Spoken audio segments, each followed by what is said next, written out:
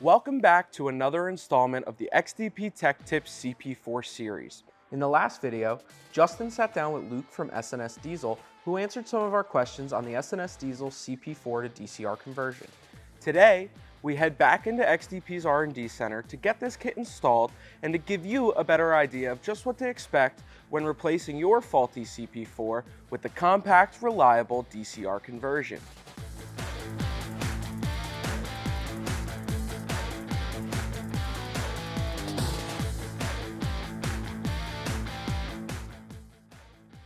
It's time to ditch the failure-prone CP4 in your 2011 to 2019 Ford 6.7-liter diesel with the S&S Diesel CP4 to DCR conversion. While the removal of the cab is not a necessary step in this process, we opted to do so in order to give you all a better look at what we were doing under the hood. S&S Diesel Motorsport has engineered a direct drop-in solution that eliminates CP4 headaches once and for all. The heart of the solution is the durable DCR High-Pressure Fuel Pump. Developed by a joint team of experts, it's designed to match the CP4's output curve without any calibration changes. The two-piston DCR pump features a compact and modular design for easy integration. It operates quietly, responds swiftly, and is compatible with biofuels and low lubricity fuels. Its patented eccentric drive pumping technology, pressure lubricated cam, and bushings not only enhance efficiency, but also provide benchmark durability, ensuring your truck's reliability even in the harshest conditions. The S&S Diesel CP4 to DCR conversion gives you assurance against costly fuel system repairs. With OE fit and function, corrosion-resistant components, and ultra-fast response times, it's the reliable solution that you've been searching for. Now that we know more about the S&S Diesel CP4 to DCR conversion, it's time to get one installed on this 6.7-liter diesel. You will need that vacuum pump gasket that I mentioned in the interview, which I think you guys probably stock those. That doesn't come in the kit because it only applies to certain model years. But the fan removal tools are pretty key. Like getting the fan broke loose is a little bit tough sometimes. And then the fan just kind of comes out of the way. And then you can get to the vacuum pump, and behind it is the gear nut to access. Some of the time consuming and sometimes challenging part is just getting the upper and lower intakes off. There's a plastic upper intake and then an aluminum lower intake that feeds the turbo. And even if you're doing a disaster prevention kit, those have to come off, and that's the majority of the time. Once you get those out, it's easier to get to everything. But there's a couple bolts on that upper intake that are underneath the cowl back towards the firewall, and sometimes that cowl is really tight to the plastic intake. So one tip, especially on an older truck like that, is you can actually jack the cab up just a little bit, like not take the body mounts out, not take the cab out or anything, but if you just put a little pressure on the cab, sometimes on the older trucks the body mounts sag some, and then the cowl and the firewall get pretty close to the top of the engine. So if it's really tight and you're just bloodying up your knuckles and cussing trying to get to those bolts back there, you might just jack the cab up a little bit, and that'll give you more clearance to get those bolts out to get the intake out. Carefully remove the valve.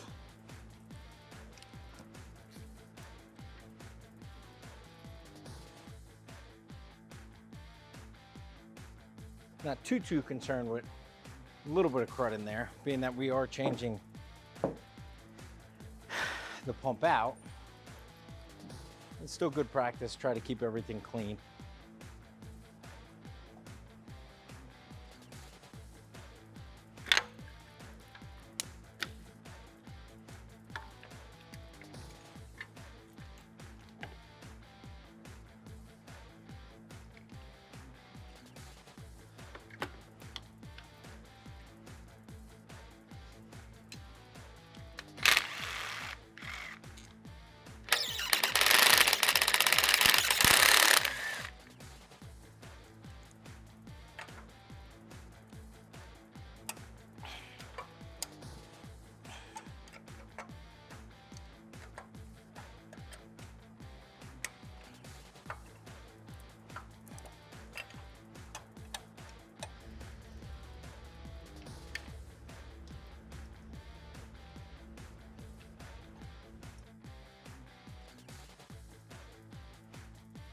All right, fuel lines are capped, holes plugged.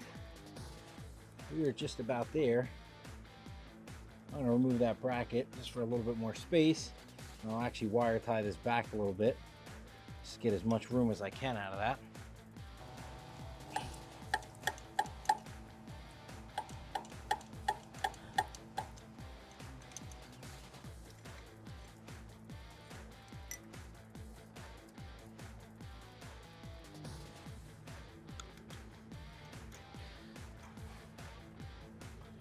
Get this wire tie here, pull this back.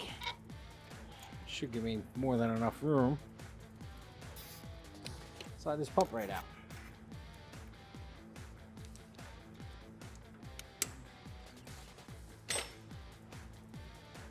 Okay, now we're pretty much done there. What I'm going to do is go back to the vacuum pump. Take the 4 bolts holding that on off. I mean, for a lot of you guys that don't know, it's very common these bolts back out. So if you have or had a pretty nasty oil leak from the front of the engine, odds are it was your vacuum pump bolts that had backed out, which are an easy fix. Well, easy enough when you get down to it, is remove the pump, clean everything off. I like to put a new gasket on. Loctite the bolts, tighten them up, and you're good to go all over again. Now that everything's opened up here, I'm just about ready to actually get this pump out, which I'll just have to break the 3 nuts on the backside off to actually loosen it up. But before all that, what I'm going to do is rotate the engine and get my timing marks set correctly, and then break the center nut free, and then start off with that. Now I'm going to rotate the crankshaft clockwise until my timing marks are lined up. Once everything's in a better spot,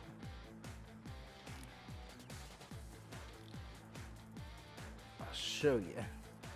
Now that I've rotated the engine over to top dead center, you're going to see the pump gear has 2 marks that need to line up with the single mark on the camshaft gear. So if you rotate this and you line up double marks to double mark, that's incorrect. Go 1 more revolution and you line up single mark to double mark.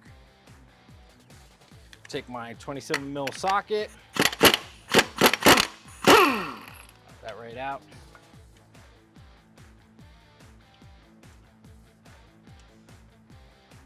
And if you have a puller for this, obviously set it up here, pop that out, but usually I just put the nut back on.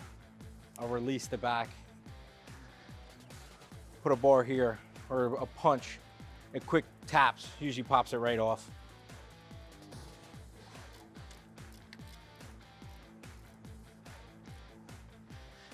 Said nuts loose, all the nuts are off the pump.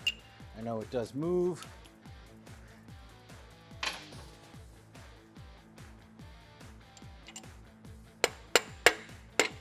And that is it.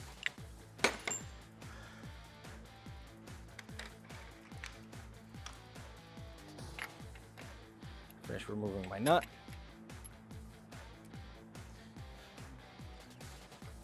Cam gear or pump gear out. Put this aside. We're gonna end up reusing all that. Now, slide my pump out. Just like that.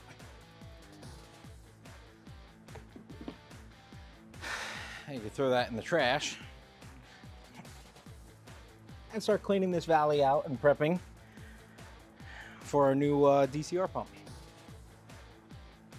All right, next step of our adventure is removing the 2 upper pump bolts.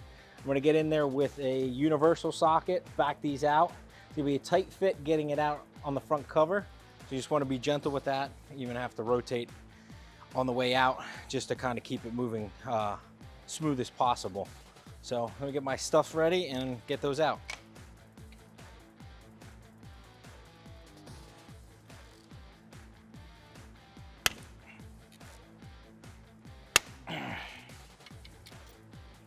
we go. Start prepping the mating surface for the new pump. Just gonna lightly clean it up. All right, surface is prepped. Time to install the adapter plate. What I'll do is place the adapter plate to the block. And I'll run these T45 bolts in dry. Reason being, just trying to make sure they go in smoothly before I Loctite them up, and lube up the tapered part of the head of the bolts. So that obviously if these bolts don't go in very smooth, you're gonna wanna take a tap or a chaser and just kind of run that through. It's the other thing I almost forgot before I install the pump.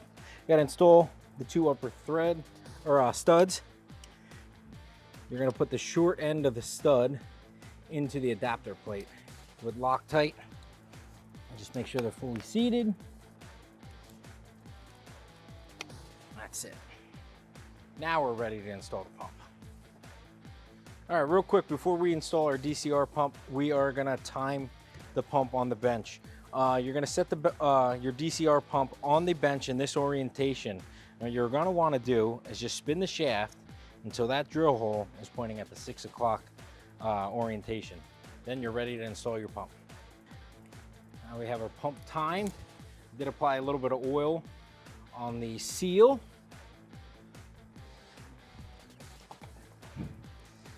It's snug fit, but it's in there. Just got to maneuver that crossover line a little bit. Pump's fully seated.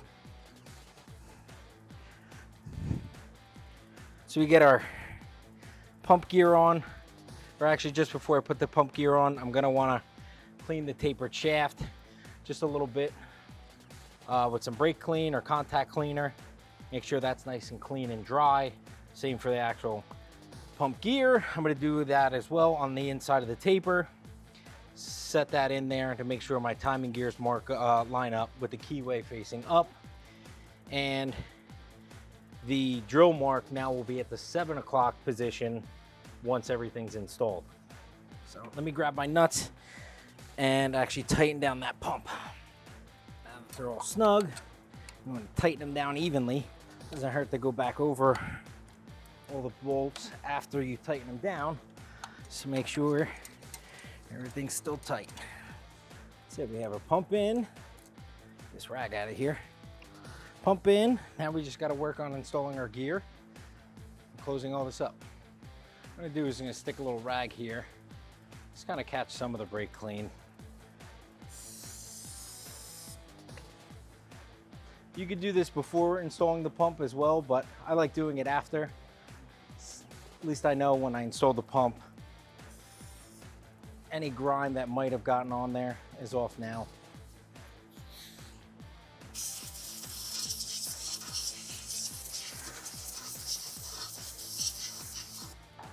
Now we're going to repeat that process for the actual gear.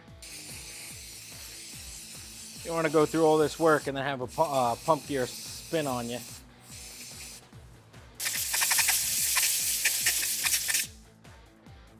Now that everything's cleaned off, we're going to install our pump gear again. Now we're going to take the double timing mark to our single timing mark on the cam gear, just like when we took it off. Make sure our keyway's up in the 12 o'clock position, and once again that our DCR pump is now facing the 7 o'clock position once it's mounted. Now you know everything's in time. These are just the extra steps you have to do since the DCR pump does not have a keyway. And once we torque this down, everything should seat and never move again.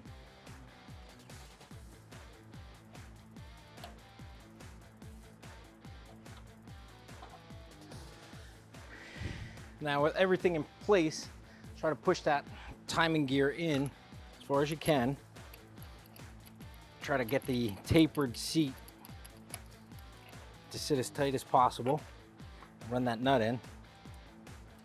There we go. Nothing moved. And now I can torque this down. It's only going to 60 foot-pounds. Shouldn't really have to hold the engine, but in the case that you do, You just put a 18 mil 12-point socket on the crank pulley, or if you have access to the rear, you could hold it from the flywheel.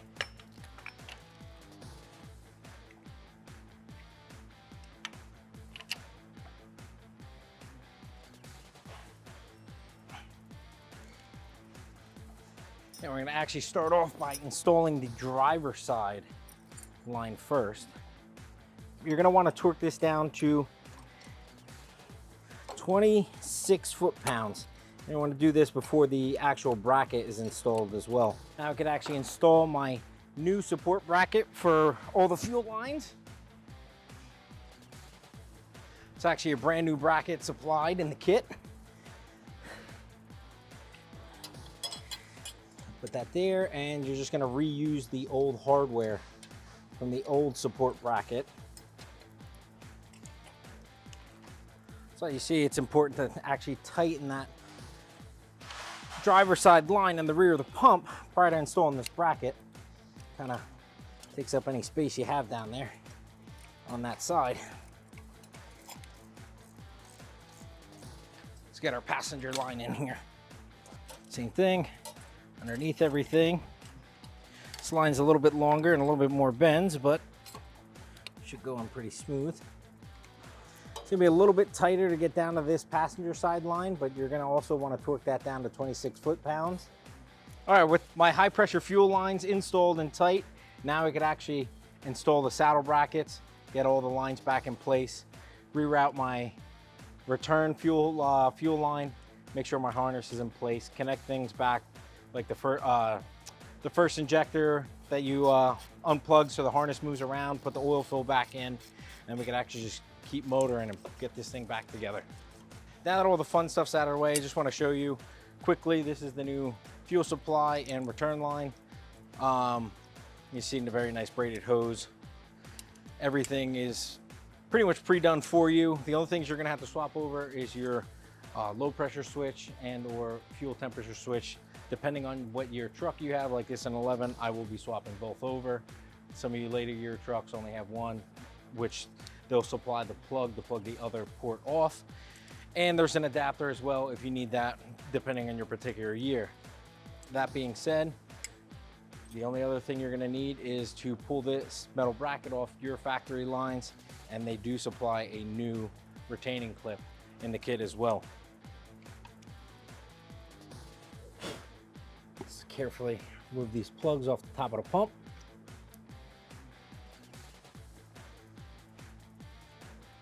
I had pre-lubed my O-rings on the supply line. Just put this in here.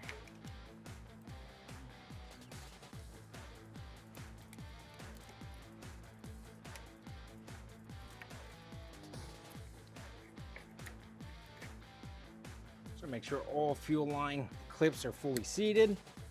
Just give them a quick little tug.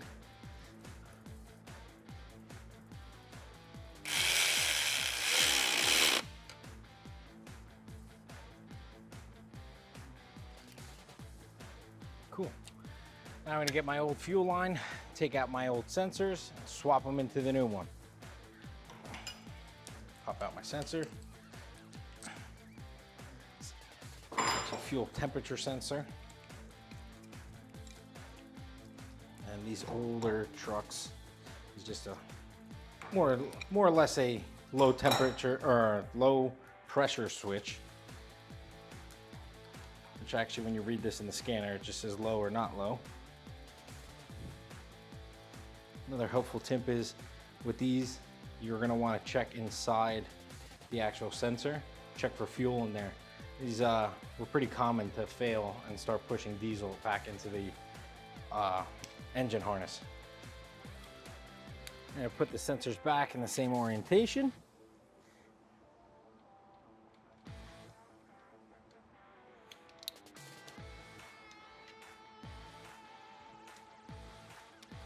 Snug them down.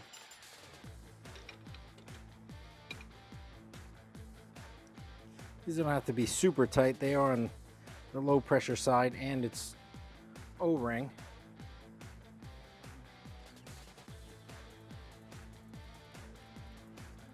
Okay.